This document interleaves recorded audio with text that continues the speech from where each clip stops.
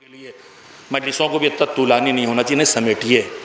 ایام اعظام میں خاص کر کے بہت سی باتیں تھیں ذہن میں، اب ان کا کہنے کا وقت نہیں رہ گیا۔ کب کرنا ہے؟ پہلی چیز، مجلسوں کو، عزاداری کو اتنا طولانی نہ کیجیے کہ انسان کے تحمل کے لائق نہ رہ جائے۔ آپ میں یا مجھ میں 2 آدمیوں میں اتنا دم ہے، 4 میں اتنا دم ہے، دونوں ہاتھوں سے 2 گھنٹے میں ماتم کر سکتا ہوں، مثال کے طور پر میرا جوان، لیکن سب میں اتنا دم نہیں ہے۔ اسے شرمندہ نہ کیجیے، یہ نہ لگے کہ عزادار نہیں ہاتھ روکے کھڑا ہے۔ میں بہت وقت گزر گیا، میں خط یہ نہیں چھوڑے دیتا ہوں، شرم اپنے کسی عمل سے کسی اور، آپ کہیں شرمندہ کیوں کروں گا؟ سنیے، مزاج معصوم سمجھیے، گھنٹوں نوحے، گھنٹوں ماتم، لمبی لمبی مجلسیں، لمبے لمبے، یہ سب جو ہم کر رہے ہیں، جو اس سے محروم ہو رہے ہیں اس کے ذمہ دار، اور اگر وہ شرمندہ ہو رہے ہیں، لوگ کہہ رہے ہیں دیکھو ماتم سے بھاگ گئے، جلوس سے بھاگ گئے۔ تحمل کی حدوں میں ہر چیز کو رکھیے۔ اگر ہمارے بزرگوں میں زیادہ وقت تھا، ان کے پاس کم مشغولیت تھی، ان کے پاس طاقت زیادہ تھی، بدن میں قوت برداشت زیادہ تھی، دھوپ کی، گرمی کی، کھڑے ہونے کی، چلنے کی۔ اب ہم سب جنگل کے درخت نہیں رہ گئے، گملے کے پھول ہو گئے۔ تو ان گملے کے پھول لڑکوں اور جوانوں کو آپ اتنا زبردستی کریں گے تو یہ زبردستی ان کو بھگا دے گی، بالکل اسی طرح جیسے آپ کسی فٹ بال کو حوض میں ڈبوائیں تو ہاتھ سے دبائے رکھیں گے تو جتنی دیر دبائے رکھیں گے رکے گا، اور جیسے ہی ہاتھ ہٹے گا بھگ جائے گا۔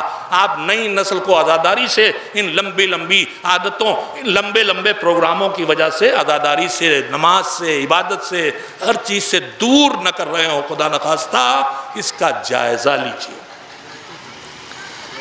اتنا طولانی ہمارے پروگراموں کو نہیں ہونا چاہیے، سمیٹنا چاہیے، تحمل کے اندر لانا چاہیے۔ ایک بات، دوسری بات، بہت اہم باتیں جلدی سے سنا دینا چاہتا تھا مگر میں معذرت کا خواہاں ہوں، واقعاً بات بھی لمبی ہوئی اور باتیں پوری کہہ بھی نہ سکا۔ دوسری بات یہ، ابھی میں سنا رہا تھا دل دکھانا۔ امام کے ساتھ ایک صاحب حج میں سب جا رہے تھے، قافلہ ساتھ تھا، ایک صاحب حیثیت تھا، بہت بھیڑیں لے کے آیا تھا، اونٹ بھیڑیں، روز کاٹ کاٹ کھلا رہا تھا۔ کتنا اچھا کام تھا۔ جو حاجی ساتھ آئے ہیں ان کو اونٹ اور بھیڑیں کاٹ کاٹ کھلا رہا، جن کو نصیب نہیں، ثواب ہی ثواب ہے نا۔ مگر امام ایک دن بلایا، کہ تم یہ جو کر رہے ہو تم نے کبھی سوچا تم دوسروں کو ذلیل کر رہے ہو؟ اس نے کہا مولا یہ نہ کرو۔ کیوں مولا؟ میں تو نیکی کے لیے کر رہا ہوں، لوگوں کو کھلا رہا ہوں۔ سنیں دین کتنا حساس ہے، اور ہم کو کتنا حساس ہونا چاہیے جو ہم شیعہ ہیں، جو ہم ان کے چاہنے والے ہیں۔ کہ تم نے کبھی سوچا تم روز بھیڑیں بکریاں کاٹ کاٹ کھلا رہے ہو؟ کہ مولا خوشی کے لیے ان کی۔ کہ یہ بھی سوچو اگر ان میں سے جتنے ہیں ان میں تمہارے جیسے صاحب حیثیت نہیں ہیں، تمہیں کھلاتے دیکھ کے ان کا کلیجہ محسوستا ہے کہ میں نہیں کر پا رہا ہوں، ان کو جو یہ دل کو اذیت پہنچ رہی ہے اس سے بچانے کے لیے یہ نہ کرو۔ اللہ کرے کہ آپ تک بات پہنچی ہو۔ میں بہت زبردست تبرک بانٹ سکتا ہوں مگر میرا غریب پڑوسی نہیں حیثیت رکھتا۔ اب میں نے اپنی طاقت سے زیادہ پیسہ لگا کے تبرک بانٹ ڈالا، اس کا دل محسوس رہا ہے کہ میں نہیں کر پا رہا ہوں۔ امام کہتے ہیں یہ نہ کرو کہ تمہاری عمل کی شدت سے کسی کے دل کو تکلیف پہنچے۔ دوسری اور آخری بات کہہ کے بات کو ختم کروں، پورے مذہب کا جائزہ لیجئے تو بتاتا ہے نماز راستے میں نہیں پڑھ سکتے، نماز راستہ روک کے نہیں پڑھ سکتے، نماز کسی دوسرے کے زمین پہ بغیر اجازت نہیں پڑھ سکتے، ہے کہ نہیں ہے؟ یہ روح ہے، مذہب ہے۔ تو پھر خیال کریں ہم کہ ہم جب جلوس نکالیں تو مجلسیں کریں تو راستے بند نہ کریں۔ آپ کی عزت، ہم ابھی سمجھ رہے ہیں تار کٹوانے میں ہماری عزت ہے، درخت کٹوانے میں ہماری عزت ہے، تار کٹے گا علم نہیں جھکے گا۔ یہ کوئی بیعت باطل کا مطالبہ نہیں ہے کہ علم نہیں جھکے گا۔ تار کٹے گا، محلے بجلی غائب ہوگی، بیمار ہیں بستر پہ ان کو اذیت ہوگی، ان کو کہیں بجلی پنکھا نہیں چلے گا، سب آپ سے بدگمان ہوں گے۔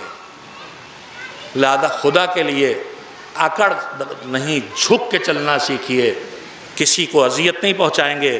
ہم حسین کا نام لے کے آگے بڑھ رہے ہیں تو حسین اذیت پہنچانے نہیں آئے تھے، انہوں نے پہلے ہی کہہ دیا تھا میں اس لیے نہیں نکلا ہوں، مفسد فی الارض بن کے نہیں نکلا ہوں، جھگڑا کھڑا کرنے نہیں نکلا ہوں۔ لہذا جھگڑے نہ کھڑے ہوں عزاداری میں کہ یہیں سے ضرور گزریں گے اور تمہیں یہ اپنا زینہ توڑنا پڑے گا اور تمہیں یہ چھجا کاٹنا ہے اور میرے باپ دادا سے اس گلی سے نکل رہا یہیں سے گزار کے رہیں گے۔ آپ مذہب کی روح کی حفاظت کیجئے، پتلی گلی ہو، پتلی سڑک ہو، چوڑی سڑک ہو، جلوس ادا کی یہ شان بنائیے کہ آدھا 2/3 جتنا کم سے کم آپ لے سکتے ہیں اتنا راستہ جلوس کے لیے رکھیے، رسیاں باندھ کے اسی سڑک کے ایک حصے کو آنے جانے والوں کے لیے خالی چھوڑیے۔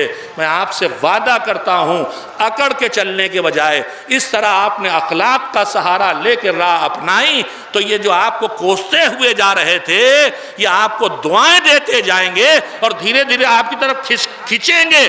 یہ کون لوگ ہیں جو اتنا رو بھی رہے ہیں پھر بھی ہمارا خیال کر رہے ہیں؟ کربلا کا پیغام دینا ہے تو طاقت کے مظاہرے سے نہیں ہوگا، کربلا کا پیغام دینا ہے تو اخلاق کے مظاہرے سے ہوگا۔ کربلا دین پہنچانے آئی تھی، کربلا غرور کا اظہار کرنے نہیں آئی تھی۔ امام نکلے تھے، کہتے ہوئے نکلے تھے لم اخرج اشرم ولا بطرا ولا ظالم ولا مفسدہ، نہ کسی کا حق چھیننے، نہ کسی کا حق کچلنے، نہ کسی کو ستانے، نہ کوئی جھگڑا کھڑا کرنے، نہ کوئی فتنہ کھڑا کرنے۔ تو پھر ہمارے ایام اعداء میں جھگڑے نہ ہوں، ہمارے ایام اعداء میں پولیس کو نہ آنا پڑے، ہمارا پولیس تھانہ مطمئن ہو یہ حسین والے ہیں، یہ ایسے رہیں گے کہ ہمیں ایک سپاہی بھیجنے کی ضرورت نہیں ہے۔ وہاں خود کو پھر سے پہنچا دیجئے جہاں ہمارے بزرگ تھے۔